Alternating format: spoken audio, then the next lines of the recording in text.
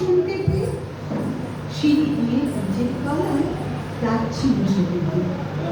অন্ধকারে ভয়ে ভয়ে ভেবে ভেবে হাতে ছিল প্রদীপ খানি, আঁচল দিয়ে আড়াল করে চলছিল সাবধান। আমি ছিলেন ছাদে, তারায় ঘেরা চৈত্র মাসের রাতে।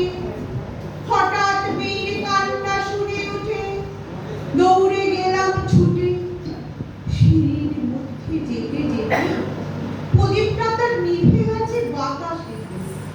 সুধাই তারে, কি হয়েছে বামি? সে কেঁদে কয় নিচের থেকে, হারিয়ে গেছি আমি তারায় ঘেরা চৈত্র মাসের রাতে। ফিরে গিয়ে ছাদে মনে হলো আকাশ পানে চেয়ে আমার বামির মতোই যেন নিকে এক মেয়ে। নিলাম পরের আঁচল খানি ঘিরে, দীপশিখাকে বাঁচিয়ে সেটা চলছে ধীরে।